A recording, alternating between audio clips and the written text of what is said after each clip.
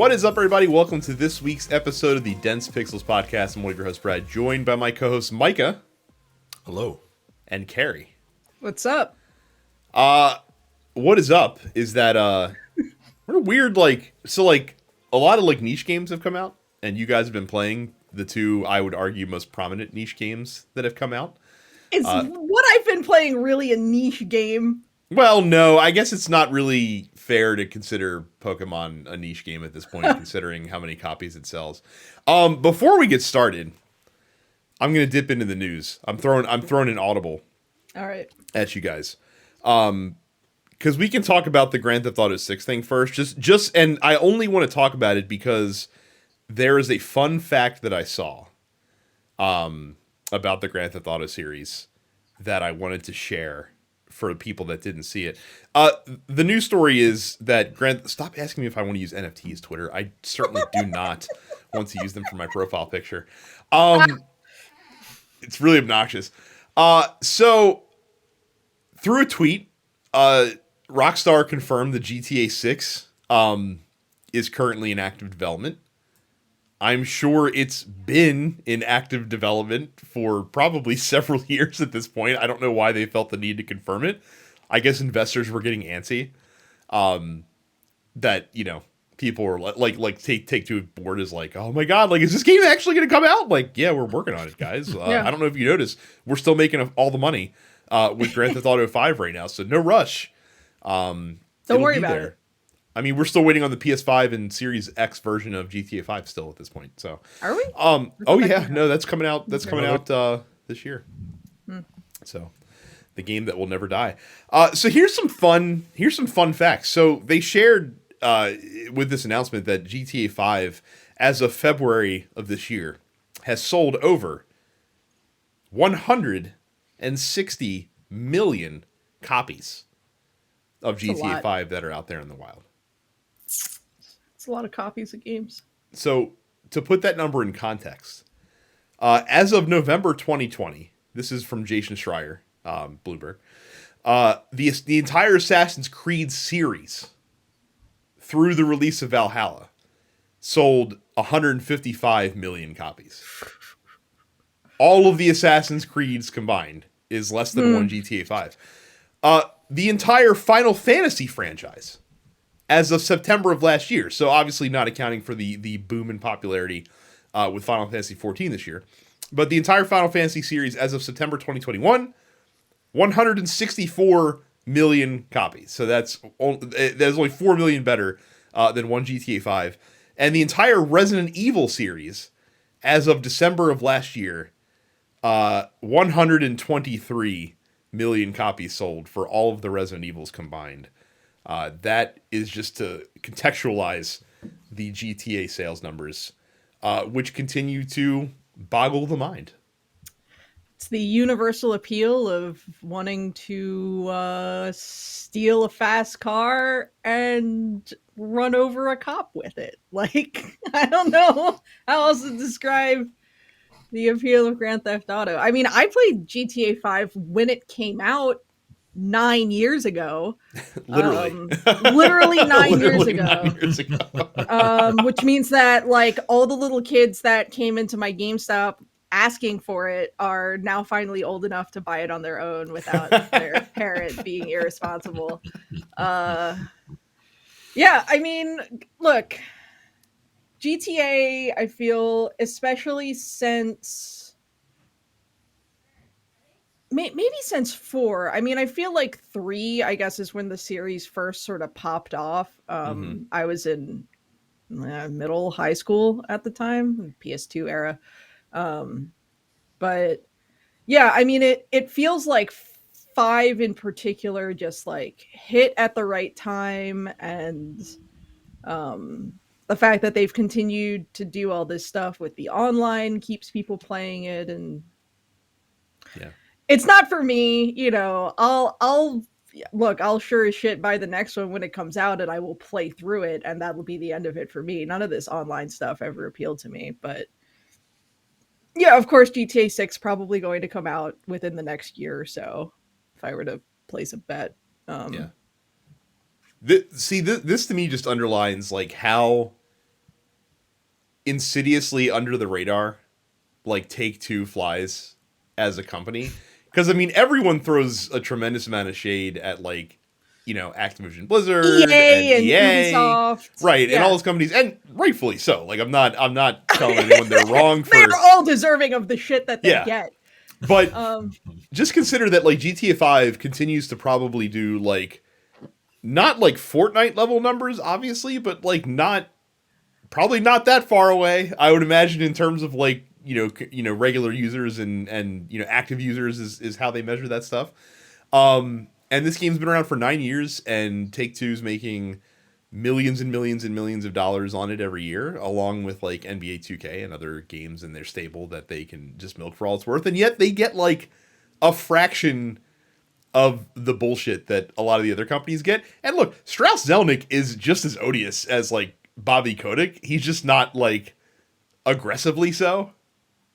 He's not out in the open about how much shit that he is. Yeah. Like instead he's on like men's fitness covers, like, you know, flexing and like showing off his fucking jacked, you know, 50-year-old bod or whatever that he's got going on. But he's just as gross as the rest of those guys are, I'm sure. Maybe not doing some crazy, you know, nasty corporate bullshit or like, you know, like harassment stuff like Kotick was, right, that we know about. Like in this day and age, like just if it's going on, we'll find out about it soon enough. One of these days. But yeah, that's just a staggering number of games sold, for one game. So yeah, I mean, everybody was like clowning Bethesda and Skyrim for re-releasing Skyrim all this time. Right, and Jason's been doing it just as long. Right. What system did Skyrim originally come out on? The PS 360, PS3. 360 and the PS3? Mm-hmm. Yeah, it's literally the same thing. Same console generation, yeah. Yeah, so and look, I can't blame Take-Two. Well, I mean, I can, but you know, people are still buying it. I don't know why. Like, people fucking clown on Todd Howard for doing it, but then people still go out and buy Skyrim again. So, like... I mean, in fairness, at least Take-Two has not released an Alexa version of Grand Theft Auto. Okay, but, like, that is super funny, at least. Like, they did that shit as a joke, as, like, a fucking text adventure Skyrim, basically. Look... Bethesda could fucking put out Skyrim on a toaster oven and I'd probably fucking play it. So I understand that I am part of the problem.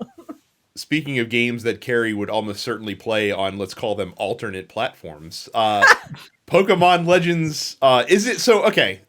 It's Arceus and I don't want to hear otherwise. Okay, so it's not Arceus or Arceus. Literally my band rehearsed on Sunday and we had like a minor meltdown over whether it was pronounced Arceus or Arceus, and I've been saying Arceus since Arceus was introduced, and no one's corrected me, therefore I am right. So, what do they say in the game? There's no voice acting in the game. Oh, there's not. Are there any other words that have a hard C followed by an E? Right, because it's like cemetery, century. It would be Arceus, right? I think so. I'm pretty sure. Look, it sounds right to me, but feel free to be wrong. It sounds right to me. I actually want to look up like the phonetic no, like the Japanese kana for it. I mean, it's I don't know. These are the hot button issues. I would say this is not the direction I anticipated the Pokemon discussion going right from the jump. Very compelling radio. Yeah, that we have going on right very now. compelling. No, it's fucking Arceus. Yeah, that's what I'm saying. Like I'm agreeing. I'm not dealing with this. I'm not dealing with this. So anyway, the game's really fun. Well, I'm encouraged. I'm encouraged by this game's success because to me, this is the most like anti-Micah game that exists. Like it exists specifically to spit in the face of Micah because apparently it looks like hot garbage. But People yet the keep saying that it looks like trash. It looks fine. I think it looks fine. And I like, sure, when you're flying on the Braviary and you're like all the way zoomed out and you can see that like the water pattern is really basic, like sure. But who has ever played Pokemon games for the graphics in any case? But I think it looks like Pokemon. I think it looks like the next step for Pokemon in a lot of ways. I think it looks objectively better in a lot of ways than Sword and Shield did, which no one seems to want to admit. It's fine. Like, could the graphics be better? Yeah, they could. Does the game look like trash? No. And people need to fucking relax about the graphics, I think. But the gameplay apparently, Gameplay's great. Yeah, people are like every longtime Pokemon fan is like, this is the Pokemon game that I've been waiting my entire life for. Yeah, essentially. In so many ways, it is seamless. The transition into fights is just instant. Like you throw a Pokemon at the other Pokemon, it's just like, cool, you're in, and there's no like there's no weird blackout transition screen like you always get in the other mainline games. I mean, it should be noted that this is considered a mainline Pokemon entry. So yeah, it's just it's perfectly seamless. You see all the Pokemon out in the open world. The catching, the stealth catching stuff is a lot of fun. You can throw berries as you fill out more of your Pokedex. Like, you learn more of what certain Pokemon like, where it's like, oh, this one likes honey and this one likes berries and this one tends to eat mushrooms. So you can like craft stuff that will lure them sort of closer to you, and then you can like surprise them, bitch. Everything like, has to have a fucking cooking mini game in it nowadays. It's not even like there's crafting, you know, and you find stuff out in the world to craft Pokeballs with.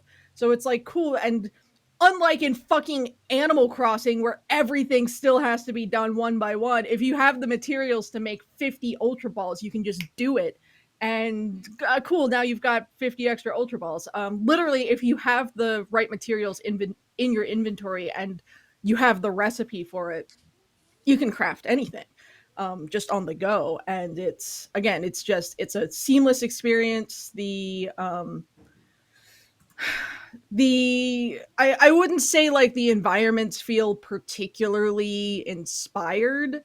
It's like, oh, you have a meadow area and then there's a snowy place and some other stuff and there's like a bog, and cool, yeah, like you find a bunch of ice Pokemon when you go up to the snowy mountains and whatnot, which makes sense. And the boss fight mechanics have been a little hit or miss for me, because there are fucking boss fights in this game. There's at least 5. And yeah, some of them like you gotta dodge. I don't understand how like an 8-year-old playing Pokemon for the first time is going to feel about this game, where a Pokemon can fucking aggro on you and just beat your ass wholesale and send you back to camp. Yeah, it's really fun. It's really satisfying. And when the first couple trailers came out about this, someone with several Pokemon tattoos, I was sort of like, I don't know. And then it came out and I'm like, oh, this is everything I've ever wanted. Like, it's really fun. You should play it. I mean, I figured this as we're going to touch on in news, it's sold 6.5 million copies over the course of a single week, which makes it the second fastest selling Switch game. That's a lot of games. It's a lot. I figured this would be, like you said, literally the Pokemon fan to dream of an open world Pokemon game. Like, I don't understand. Like, graphics be damned. First of all, I'm looking at the graphics. The graphics look fine. They look fine. I don't understand what the... Are you going to be blown away by the graphics? No, but no one's ever been blown away by the graphics in a Pokemon game, so shut up. I think the problem is that... Well, I think the problem is that obviously like the Breath of the Wild comparisons came out for this game immediately. Like once they started talking about, oh, it's up more Pokemon, and I think people are like comparing it against like what Zelda looks like, which seems a little unfair. But Yeah. you know, Different teams. Also, it's not running off the same engine. Like, yeah, sure, it looks like Breath of the Wild. It's not running on the Breath of the Wild engine. So well, and also cut them. I mean, this is really the first time that they've ever done something to this scope. So, right. like, I would say cut them a little bit of slack. Is it a flawless first step into this new direction? No, it's not a flawless first step. But first steps are rarely flawless. So if this is the direction that they're going to be going in, then yeah, I'm all about it. The game's super fun. The story is actually engaging. I like a lot of the supporting cast a lot, which is not something I feel like I say very often about human characters in the Pokemon games. It's like, all right, yeah, sometimes the villainous team leaders are kind of cool, and yeah, I don't know. It's a really fun game. I have a stupid question. Has Pokemon ever been on PETA's radar? Oh yeah, well, 100%. Like, oh yeah, because it's like are we training our children to be like fucking hunters? Literally, PETA came up with a game called Pokemon Black and Blue, where you have to save Pokemon from their cool trainers that force them to fight. I mean, this one really like amps it up to new and exciting degrees, because since you don't have like the transition into battle, like you're literally sneaking up on Pokemon, ensnaring them, and then being like, "Go fight that wild animal that's out there right now. I command you." I mean, there's some really cute little details in this game that I appreciate, because you can, at any point in time, you can let your Pokemon out of their ball. They won't follow you, like they do in some other mainline games, like Heart Gold and Soul Silver is one where like you can pick one and it'll always follow you around. But you can like let your whole team out, and that's kind of cool because like you can pose with your team in some cool ways for like photos. But you know, you can also interact with them, and it's not like you don't see what your character says to them, and you don't choose. But are you looking at this fucking Black and Blue game? I'm looking at Pokemon Black and Blue, yo. This is hilarious. So fucking stupid.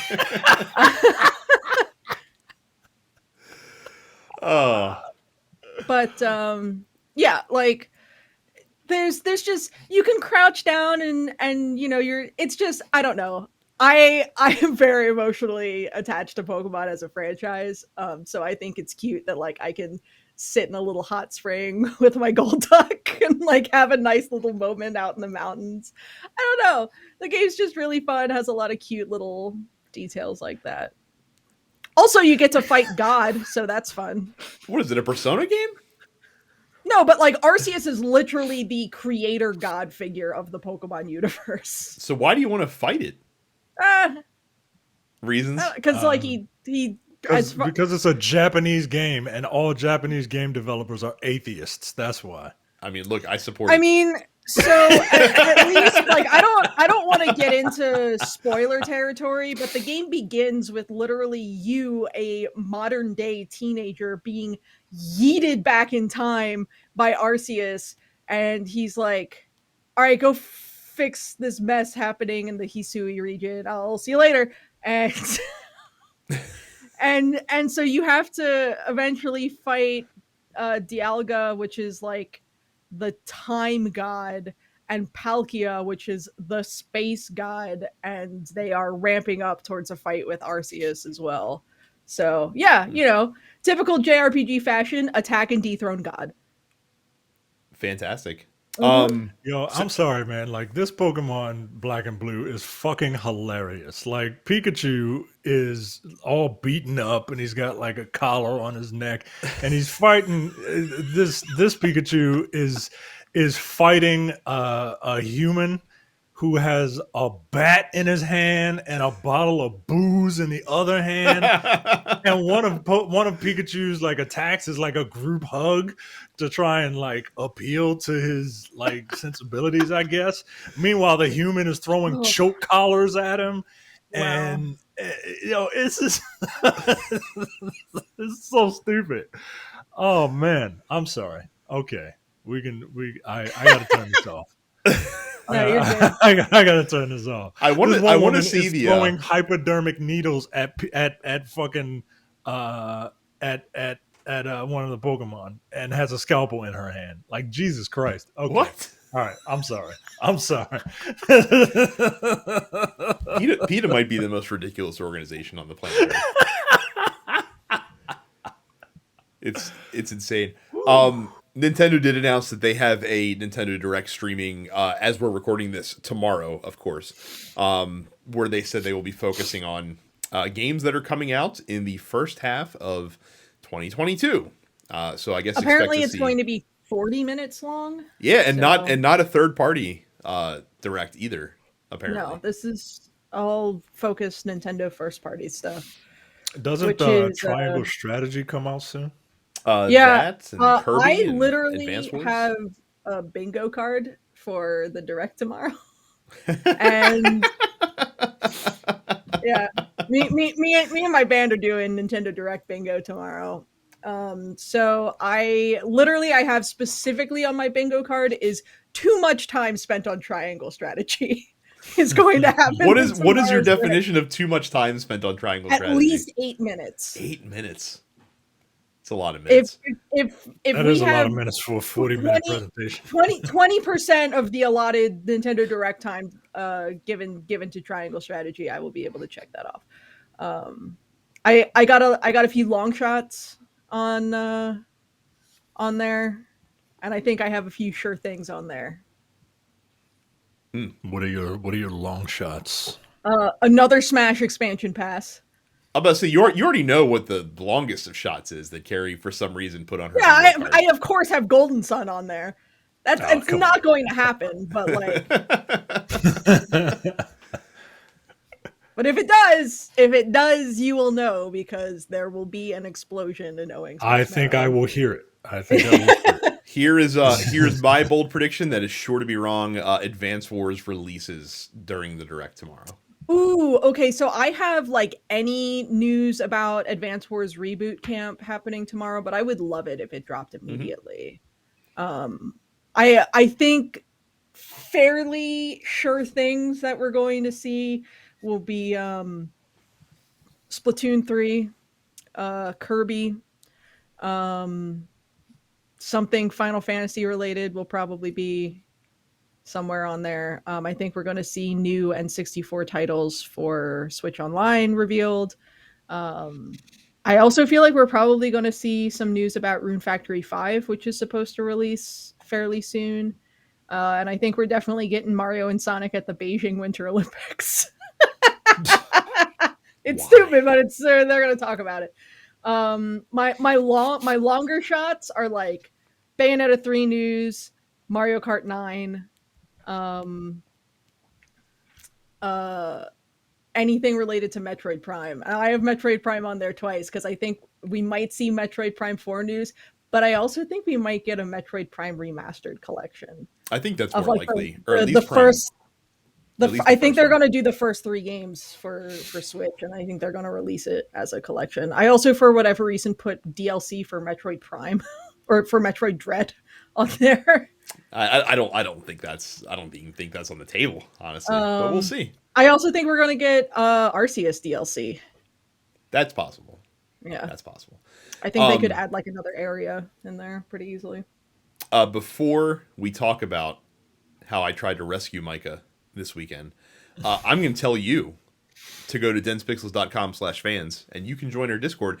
If you go into the episode discussion channel for last week, you can see a bunch of solo board games that I recommended because I talked about it on the show with Micah last week, and then Daniel in the Discord asked for some specific recommendations that I could give out. So there's a whole slew of board games that you can play solo. That's what I've been doing for the last like 2.5 weeks, is basically playing solo board games and not playing any video games, because I figure that Elden Ring's coming at the end of the month and I'll just save myself for Elden Ring, because there's nothing really out now that I want to play. So again, that's densepixels.com/fans to get an invite to the Discord.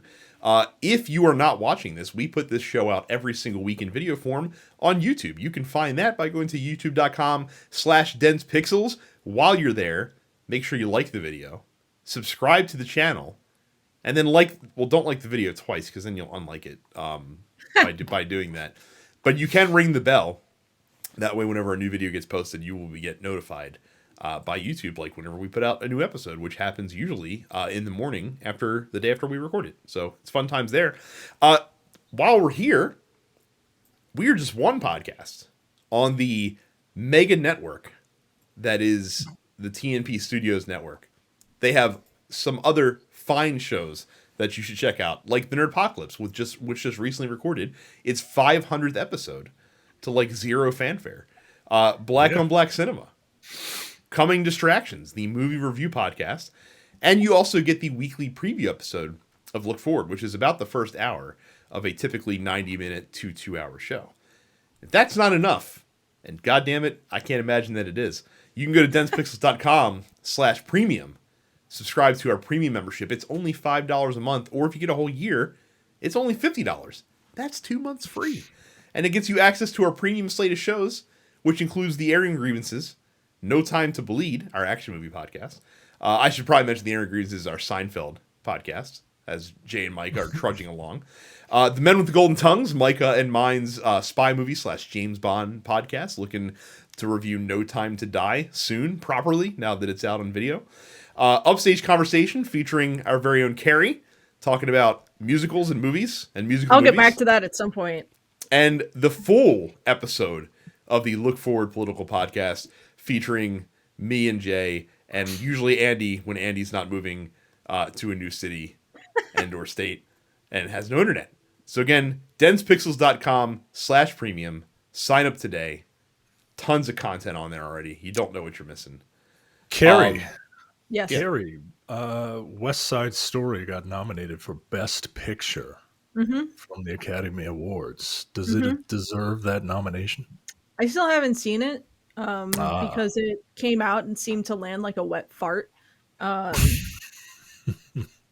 Side Story has some like really good music, but in terms of like the lexicon of musicals, it doesn't rank super high for me. So I wasn't in any great rush to see it. That being said, the Academy loves sucking Steven Spielberg's dick. So I'm sure that had like a lot to do with it. Absolutely. Absolutely. So yeah, Denis I don't. Villeneuve too, but Yeah. No, shut up, because that shit pissed me off. So Dune got 10 nominations, which fine. I really enjoyed Dune. I thought it was excellent. yeah. But the fact that Dune got 10 nominations and Blade Runner 2049 got like 0 really upsets me. Because Blade Runner 2049, I don't know if it got 0 or not, but it didn't get enough. I'll tell you that. And it should have gotten more, because Blade Runner 2049 is like one of the best movies that a lot of people haven't seen. I'm also upset that No Time to Die only got 2 nominations, and they were both related to audio. So I think that's kind of bullshit, but what are you going to do? It's a James Bond movie. The Academy disrespects James Bond constantly. Yeah, they do. Except for Skyfall. Like Skyfall, they were like, no, like we're gonna put this up for consideration. But that was because they thought it was the end. Well, I mean, that's how the song starts, so I get it. Okay, this is it. I get it. This is the end. Like, oh well, I guess we better give it its flowers now. Oh, they're making more. I can't believe it. Any of this year's Best Picture nominees. Usually, there's at least 1 or 2. This year, nada. I didn't watch that many movies this year. I have seen exactly one of them. So, Dune. That was it. I've seen a couple. It's the only one. But more scintillating movie talk on the Nerdpocalypse. We will talk now about Sifu. I tried to save Micah from this. Oh well, I hear it's great for a very specific type of gamer, and Micah is very very much not that type of gamer. So like Okay. Yeah. I tried to save him, but I was I too late. I think this is the type of game that Terrence would appreciate most of all because it's a fighting game, like a beat 'em up type game, but but it's also a very challenging game. So let's talk about the things that really work with Sifu, right? Um, the engine that they're using for the uh, encounters is very very cool, right? Like it's intuitive. You have light attacks, heavy attacks. You have a dodge button. You have a block button. You can hold the block button to like stand in place and move the directional stick to like kind of stand there and dodge incoming attacks. You know, to make people whiff so that you can counter. It's very cool. Um, it's a beautiful looking game. It's got like a real like watercolor, like minimalist esque type vibe to it that I really dig, and it's fun to play in the moment. Um, it's a very challenging game. You know, it's not the type of game where people are just going to stand around and wait their turn to get their ass kicked. No, like they're gonna like you will fight three people at one time, which can make you feel like a badass, but also like you're fighting a fourth person in the camera because the camera's not very smart. So you have Oh, to well. like maneuver the camera while you're being assaulted from both sides and the front with broom wielding, baseball bat wielding, bottle wielding thugs. Um, and it's got a cool like hook. So the aging system works on like a Fibonacci type of scale. So you have a death counter, right? And your death count when you die, your death counter is added to your current age. So the first time you die, your death counter is 1. You are 20 years old. That 1 gets added to the 20. You're 21. The second time you die, your death counter goes up to 2. The 2 gets added to your 21. So now you're 23, etc., etc. Um, there's ways to like lower your death counter. You can either purchase ways to do it, or you can fight certain enemies to kind of knock it down by 1. But you know that stuff adds up. So if you're 47 and your death counter is 7 or 10, you're 57 now. And once you get into your 70s, you are on your last life. Once you hit septuagenarian, that's it. Like you're gonna die. But you become like a glass cannon as you get older. So when you were young, young, dumb, and full of cum, as the people in the old men in my house used to What? say. It's because you're stupid. You don't know any better. You're young, dumb, and full of cum, right? Like you don't have any life experience. You're dumb, and you need to get some pussy, apparently. So Okay. you have the most life that you can possibly have, but your strikes aren't as powerful. And as you age, your life bar becomes shorter, but you deal way more damage. Um, that doesn't really help though, because like people kind of just like swarm you and beat your ass. Um, okay, that's all the cool stuff, right? Like that stuff is fun. Here's what's dumb, right? There's a lot of dumbness that's going on in this game. Um, the skill progression system. So this is a run based like type of game, right? There are 5 levels. And you can play any of the 5 levels at the youngest level that you have achieved when you get there. So I reached the second level at 33. So I can start that level at any time, but I will start it at 33. You know, the only way I can start it at a lower level is if I start the campaign all the way over and then play through and hopefully get to level 2 younger than 33 years old. The skills that you can buy, there are 2 different types of skills that you can buy. One in traditional roguelikes that always go away and ones that you can have the opportunity to buy permanently. You could buy those skills permanently with XP that you buy, right? But it's kind of like a rent-a-center type of thing, right? Like you buy it and you kind of rent it to own it, right? So if you buy let's say you buy a dick punch, right? You buy dick punch for like 1,500 experience points, right? If you want to own dick punch, you have to buy dick punch. You have to make 1,500 experience points payments on dick punch for 5 payments in that run. Does that make sense? Like you gotta buy it, and then you gotta keep investing into Dick Punch if you want to be able to keep punching dicks forever. Now that's what that, and it gets very, very grindy, right? Like because it's XP comes, but it doesn't come at a weight that like dick punching would be viable in one run, right? Like you got to do multiple runs in order to punch dicks. so it's very, it's easily the best explanation I've heard of the system that's in this game from all the different reviews that I've listened to.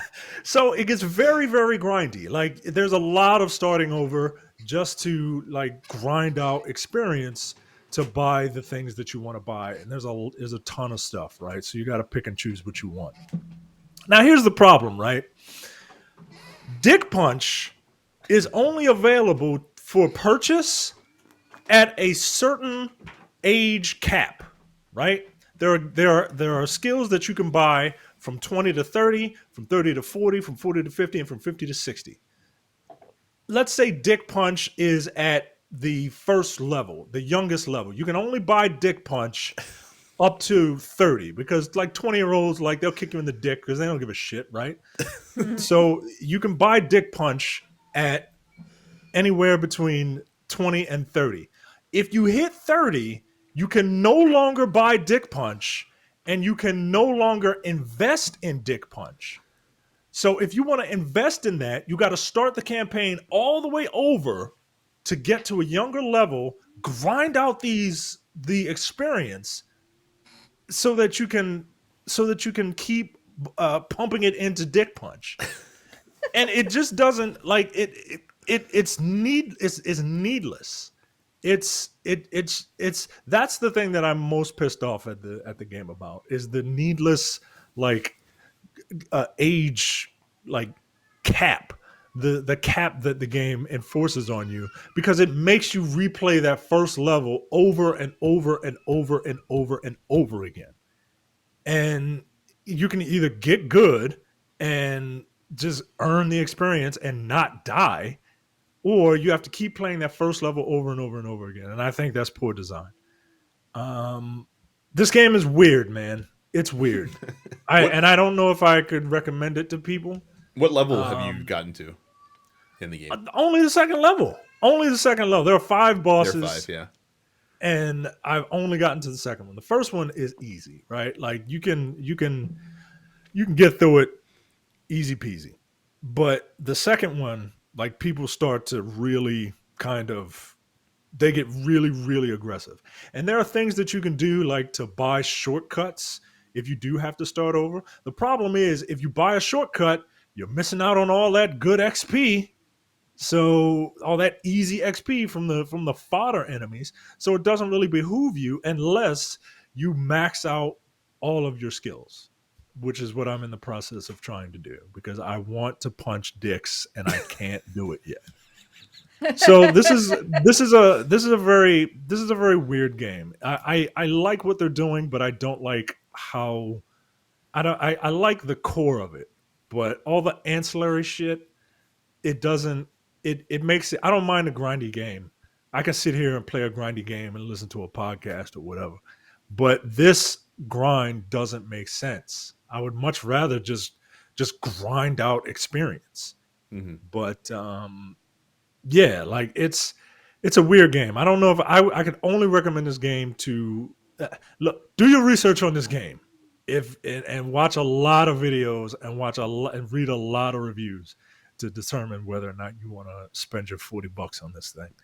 Yeah. It seems like a concept that is very like ambitious, and I feel like that if they ever decide to do something akin to this with a future game, that they'll have learned a lot of lessons and will probably be able to practically apply it in a lot more an efficient manner. It looks like it seems like just a first run with a lot of bugs, and I mean they might be able to iron out some of the progression issues that people have through patches and stuff, or not. Like maybe this is just what they want the game to be. Yeah, I think this is what they want it to be. I think this is what they wanted to do, right? Like it's because I think they want you to keep playing that first level until you can beat it at 20 years old, right? Mm-hmm. Until you can beat it and not die, which is a tall task, man. Like, because like I said, like the game, it makes no bones about fucking jumping your ass.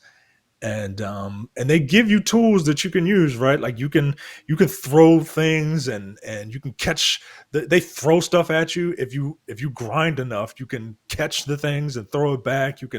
They give you the tools, but you got to earn them. And I think, I don't know how many people will finish this game. Mm-hmm. You know what I mean? Like this is not a game that you finish. This is not a game that I'm going to finish. Like, seems like Returnal in a lot of ways. Like, it's just one of those things that, like, you have to grind out, and, you know, if you enjoy it, then great. And if not, then, you know, you might bounce off the game. Returnal's like one of those ones that I'd like to return back to at some point, just because I feel like I do want to do more in there, but it just hasn't hooked me in. I mean, it did hook me in. I played a fair amount of it, but I haven't come back to it really at all. Yeah. So.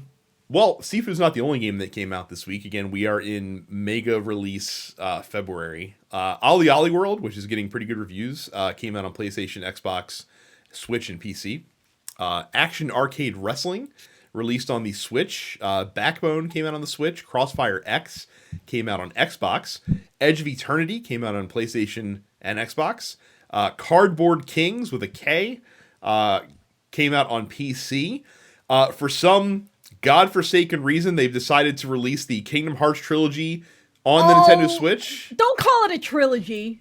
It's not a trilogy. It's Kingdom Hearts saga. The mess of games. So you're getting 1.5 plus 2.5 HD remix. You're getting 2.8 final chapter prologue, and you're getting Kingdom Hearts 3 on Switch this Friday. But here's the thing. Thursday. They're all like the cloud versions, because the game is too much for the Switch to handle. Also, like, don't play those games. They're not good. Also, that's my final verdict on the matter. Like, and no one can tell me that I'm wrong, because I played all of them up to 3, basically. I put like 150 hours into that franchise, so I know it sucks. Yeah. Like I said, I need to know what level of success Nintendo's having with these like cloud versions of games, because I can't imagine it's a lot, which makes me wonder why they're even bothering with it. No by Heart comes to PC, and then Lost Ark comes to PC. Arguably the first PC FOMO experience that I've ever had in my entire life. Yeah, it's like an MMO, but it's like Diablo, basically. Apparently, it's been in beta forever. It's being done by a Korean game studio. It's apparently very good. And I'm kind of bummed that I don't get to play it, because it's not on Mac. I would actually probably play it on a dumb computer if it came out on Mac, but because it did not, I cannot, which makes me a little sad. So, Carrie, I'm going to kick the news over to you, because I populated the docket. You populated the docket. I didn't even see these stories, so I'm assuming. Yeah. So I put this first one on there because this is a story that we talked about last year, and I distinctly remember talking about it, which is why I wanted to put this on here as a follow-up. The Capcom lawsuit over the numerous photos that were stolen and used in the Resident Evil franchise, that has been resolved apparently amicably. A statement released by one of the law firms involved said that Capcom and artist Judy Jurasek have amicably resolved their dispute concerning the use, or the alleged use. It's not, they used it. The alleged use of Miss Jurasek's photos in Capcom's games. A dismissal was filed to end the lawsuit. So there are no further details publicly available about this resolution. I imagine Capcom delivered a cartoonishly large sack of money to I'm gonna say how many Miss sacks Jersey. with dollar signs printed on the Yeah. side did they deliver to this artist? So to refresh your memory, last year the lawsuit was filed in June, and at the time, Jurasek claimed that Capcom used at least 80 photographs from her book Surfaces more than 200 times, and without a license. Now, if I recall correctly, this book it's basically stock photos, but you still have to pay a licensing fee to use stock photos. It's like Getty Images or something like that. You still have to pay someone to use the images. So yeah, basically they had used stuff, and her book Surfaces is literally just like very specific breaks in glass and like dirt patterns and stuff like that. And they very clearly used it in stuff like the Resident Evil 4 logo and stuff like that. So they've been using this stuff for a while, and she basically caught wind or found out or something like that. And yeah, at the time, so last no, sorry, this is like the second time that Capcom's been under fire for stealing someone else's work.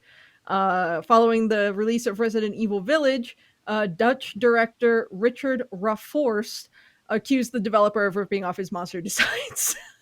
I think that issue is still ongoing. So yeah, I don't know, Capcom, like, you have a wealth of creative talent in your studio. Why are you stealing stock images?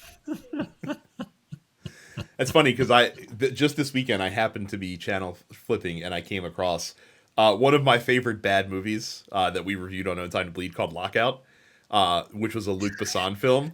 And he definitely got sued by John Carpenter for ripping off Escape from New York, because it really was just an Escape from New York ripoff. But god damn it, I love that movie. I love that movie, funny man. In that film. What a good goddamn movie Lockout is. If you haven't seen Lockout, do yourself a favor. It's a tight 100 minutes. Yeah, it's fucking man. great. That's a good movie, man. It's a fun movie, man. I like that movie. Next up, I feel like we really don't go very long without talking about Activision Blizzard, but yeah, any PR is good PR. Apparently. Is it?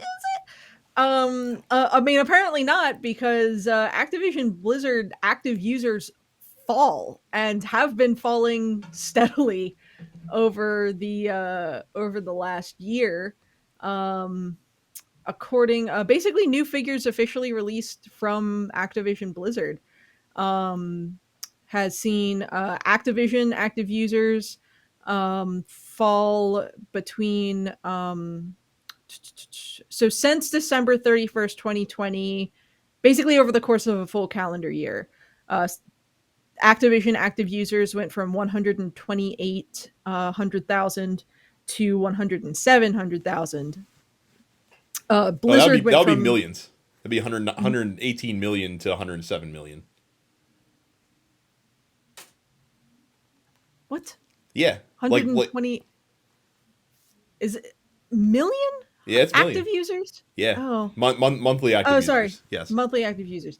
Yeah. So no, it's in December 2021 alone, it went from 119 million to 107 million. Since December 31st, 2020, it went from 128 million.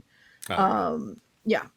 Blizzard went from 29 million to 24 million, which almost seems more significant, though it's really it's like they're losing 20% ish of their user base. And then King, which is Candy Crush, basically has largely remained stable. But yeah. Turns out that being shitheads doesn't pay. That people will eventually start to get fed up with your bullshit. Well, and it's so funny to me. So, like, obviously, like, Blizzards, you can kind of account for a lot of that. I'm sure there's a lot of World of Warcraft migration going over to Final Fantasy 14 with how that's A split up this year. lot of people. Mm-hmm. The Activision stuff is funny because what is Activision? It's Call of Duty. Like that's all it is. It's Call of Duty. And so they apparently to their stockholders, like when they did like an investor call, they were like, we're having a rough year. You know, Vanguard didn't do as well as we were hoping it would do. So Warzone people have been dropping off. So the only way we can fix this problem with the amount of Call of Duty users we have, that's more Call of Duty. Like, let's throw as much Call of Duty at the wall as we possibly can, because clearly it's a quantity problem and not a quality problem that we have going on right now. Yep. Meanwhile, as this article is fast to point out, Square Enix is filling the void of MMOs as more and more people continue to fall off of really World of Warcraft more than anything, though I assume people are also giving up the ghost on Overwatch and Diablo and other stuff. But yeah, it's really been a huge migration of World of Warcraft folks over to Final Fantasy 14. So much to the point where, as we discussed, they had to stop selling the game so that they could get the new data center open, which they did. That still boggles my mind. The queue time issue has been resolved, which is great. I have not sat in queue. Like the most people I've seen in queue on like a busy weekend has been like maybe about 100, where it was like 4,000 right when Endwalker came out. More people playing FF14, brisk sales for Endwalker to say the least. And anyway, fuck Activision. And turns out that maybe companies really start to take notice of their activities a little bit, or you can force them to start paying attention if you vote with your wallet a little bit. Well, and to that point, like Activision Blizzard's been losing a lot of really good people, like to the point where Blizzard announced their new like survival game that they're developing that apparently looks very good in early stages, as a call to encourage people to come work at the studio. Like they're looking for more talent, and they should be worried because other companies are out here providing the incentives that workers really want. Companies like Ubiquitous Software, otherwise known as Ubisoft, where if you go work for them, to reward you for all the hard work you've done. So like the Ghost Recon Breakpoint team, working hard, trying to bolster the latest live service boondoggle in Ubisoft's catalog, and to reward them for their efforts.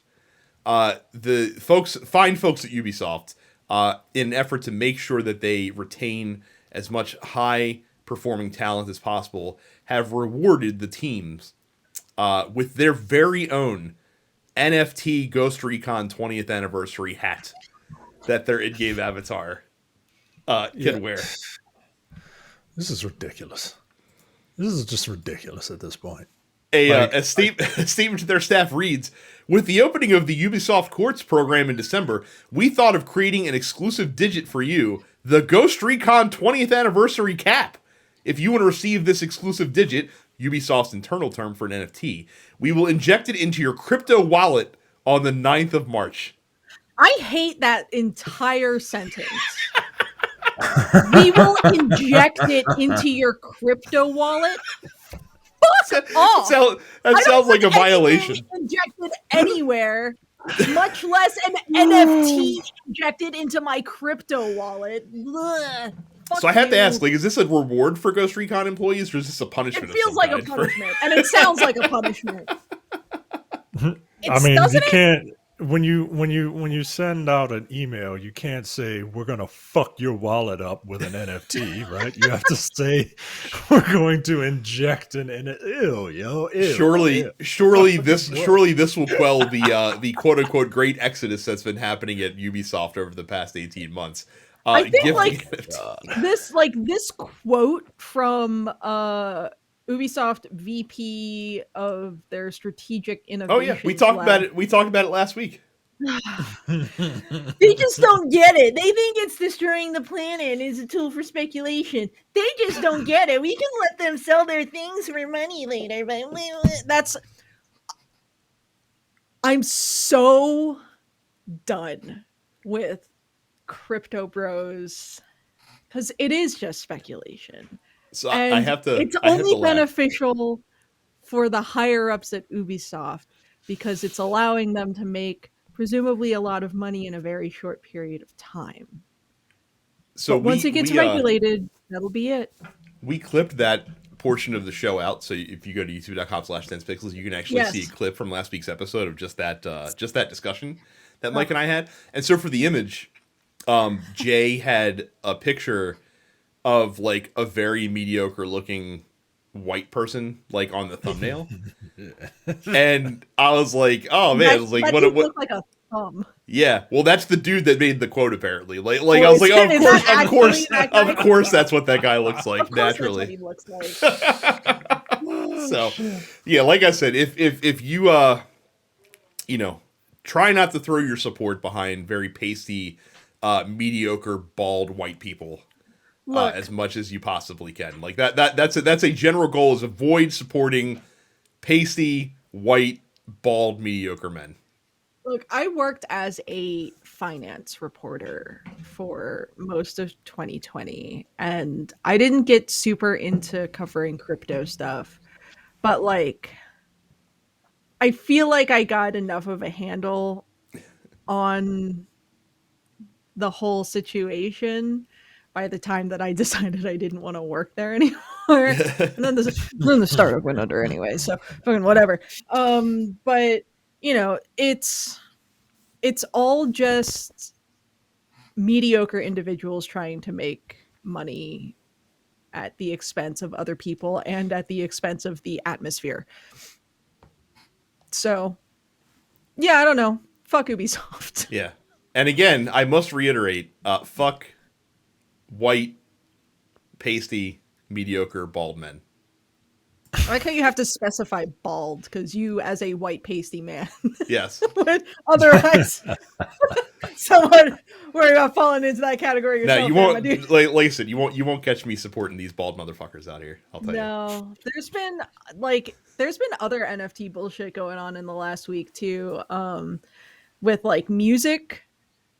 People are trying to turn music into NFTs, but in doing so, they're just like scraping all the data off of Spotify, which is so they're just stealing music. Yeah, it's just like literally that's all you're doing. It's literally illegal. They're literally stealing music and minting it into NFTs and selling them, and it's just like every time some dude is like, "Oh, but it's good for the artist," and I'm like, but all the artists are having their work stolen and turned into NFTs without their consent and are making no money off of the work that was minted without being asked. So ask me again, like, explain to me how this is beneficial for anyone except the dudes who are like at the top of these fucking pyramid schemes, grifting money off of ding-dongs on the internet.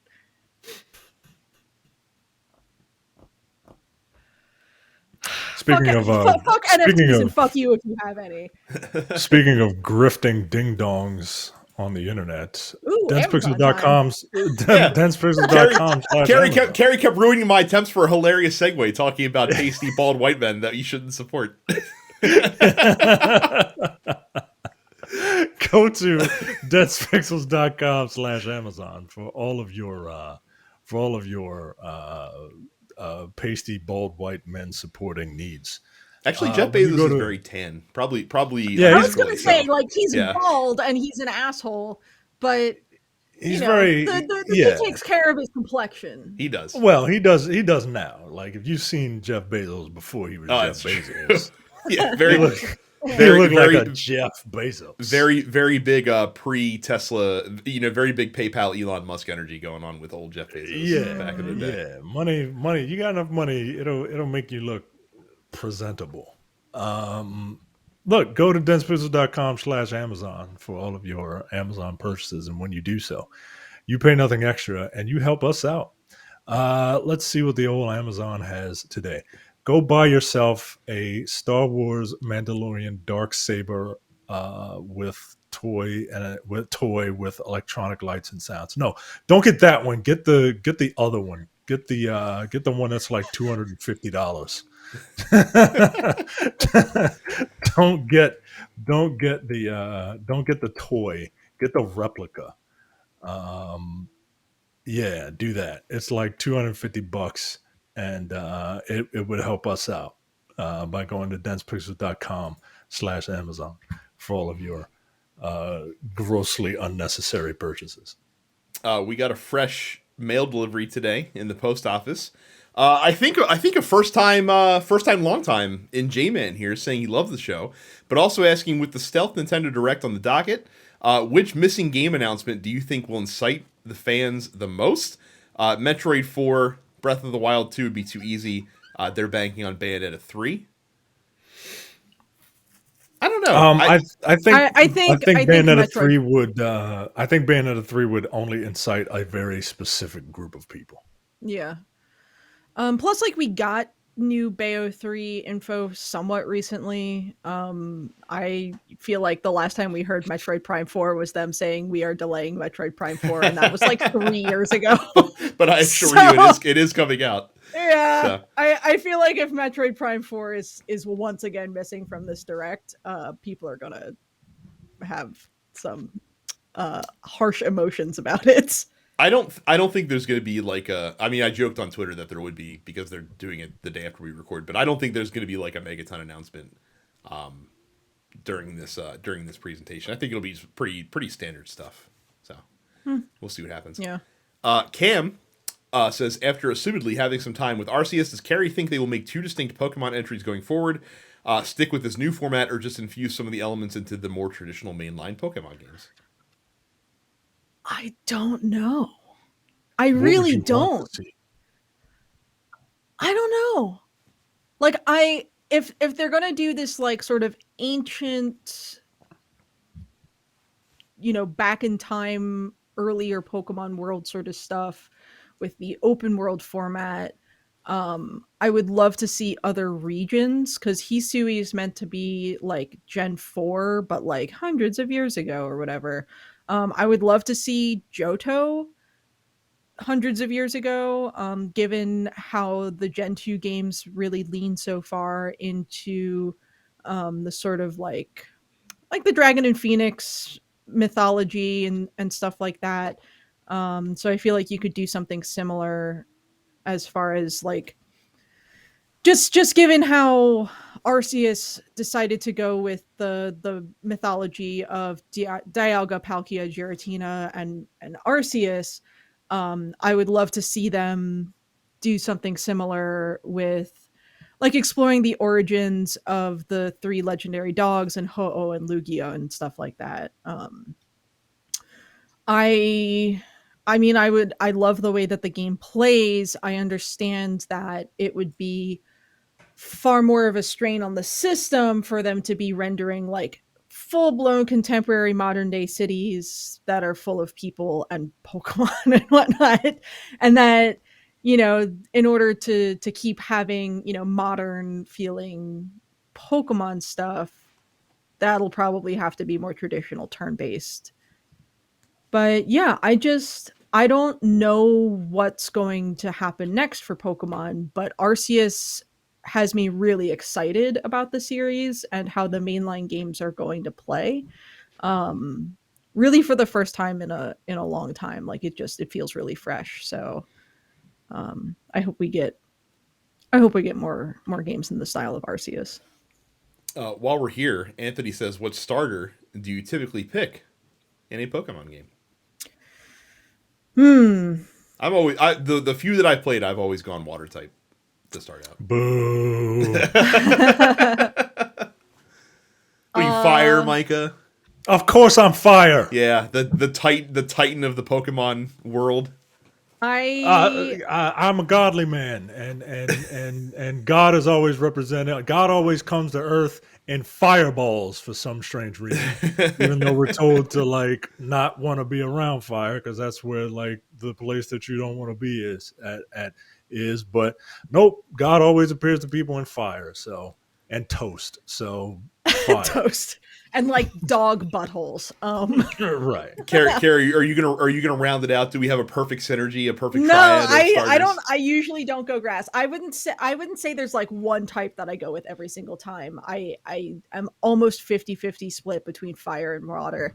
Like going through my historical choices, I picked Squirtle in Gen 1. I picked Cyndaquil in Gen 2, and Cyndaquil was my starter in Arceus as well because it's one of my favorites.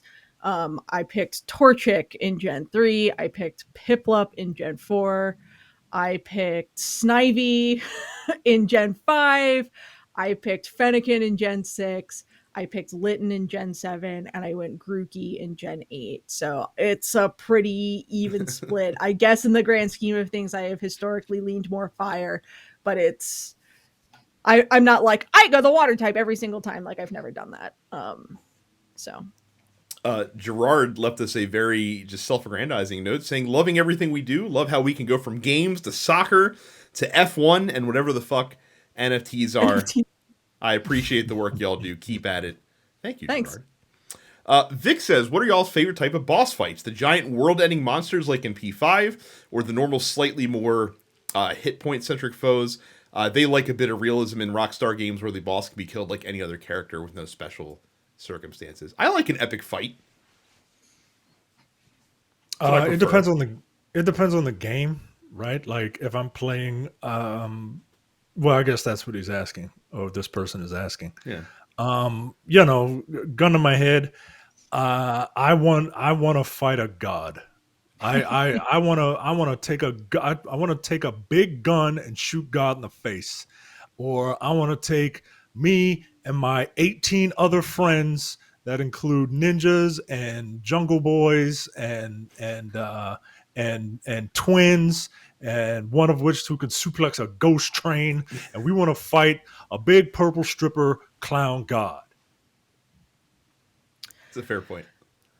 I think that as long as a final boss has been built up in such a way that it feels like a threat, it doesn't necessarily matter if it's like a world ending, universal celestial terrible demon god or whatever, or if it's just like the shithead who's been annoying you for the last 40 hours. I feel like a good boss fight, like it doesn't matter sort of like where they fall on like an objective power level, so long as it feels like a threat and it can as long as it like feels like a threat and then feels very satisfying to have done at the end of the day, that's what a good final boss fight is for me. I mean, yeah, that's bosses should feel threatening and should feel like a challenge no matter what they are. So and finally, Trey really says, liked, "Oh, sorry, go ahead." I really liked fighting. This person brought up a Rockstar game.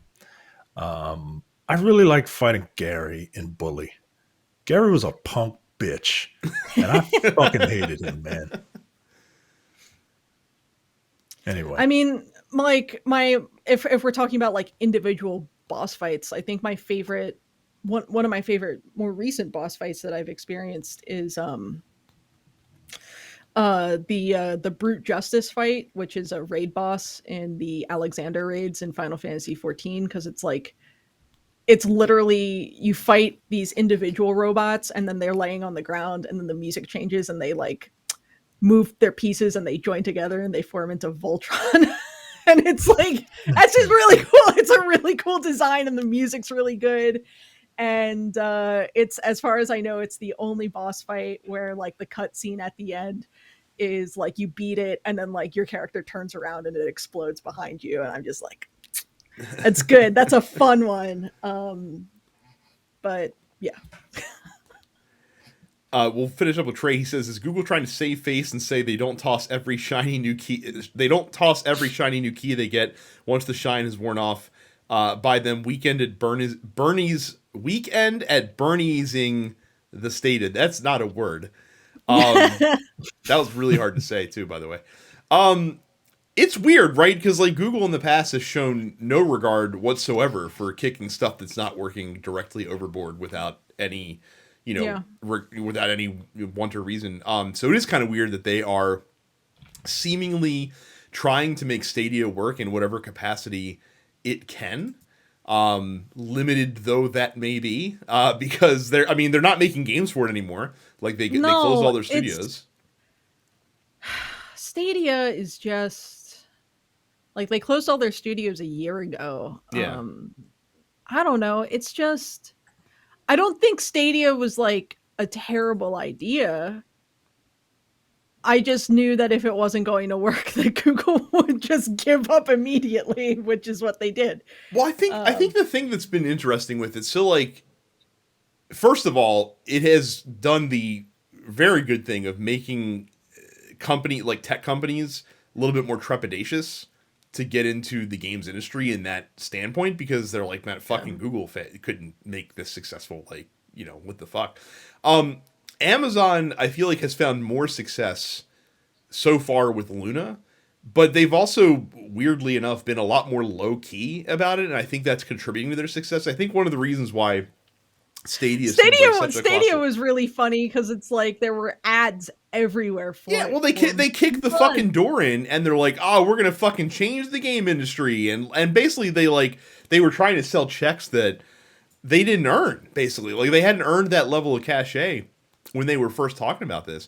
And, basically they put the cart before the horse in a lot of ways. And they didn't do anything to build up, a slow build. Like, they released it in beta or whatever, but and it was and when it got reviewed in that beta state, because they came out on a giant stage and were like, this is gonna be fucking awesome. And then they would have done a lot better just kind of building it up low key. And they might have actually had something there if they had done that. But I can't explain why they're hanging on for dear life with this, because they don't need it. Like, they can just literally kick it away. It's they're fucking error. Google. Yeah, like it doesn't fucking matter. But like, everyone that was associated with the project isn't there anymore. Like, Phil Harrison, I think, is back in England now. Like, I don't think he's heading up that team anymore. Like, Jade Raymond, who they brought in, like, that was a huge name they brought in to run the Google Stadia game studios. She's gone. She's at Sony now. Like, so, like, I don't understand what you're trying to salvage, but yeah, we'll see. I wouldn't be surprised to see somebody come in, like with Sony, for example, rather than building up their own infrastructure and using like Azure, maybe could work with Google for their streaming purpose, because the tech is fine. Like, Stadia works just fine. It's just the platform itself doesn't make sense. Why are people going to pay $60 for this game that they can only stream on this weird service that they don't own, and who knows if it's going to be here. Maybe that's why they're hanging on, because people did invest money with games, and they, I guess, feel bad if they had to just kind of pull the plug on that. It'd be kind of fucked up. So, but that's it for the post office, and that's it for the show. So again, if you want to submit us questions that we will answer for you guys every week, join our Discord at densepixels.com/fans. Subscribe on YouTube at youtube.com/densepixels. Subscribe to the show wherever you get your podcast. And then follow us on Twitch, twitch.tv/densepixels. You can also follow our individual accounts. Carrie is Stuff It's Carrie. I'm Densepixels Brad. Terrence is Apparition 410. That is it for this week's show. Thank you guys very much for watching and listening. We'll see you all the next time. see ya. See ya. You're watching the Dense Pixels YouTube channel. Click the subscribe button while you're here, and make sure you check out our weekly podcast where we discuss the latest gaming news and our impressions on what games we've been playing.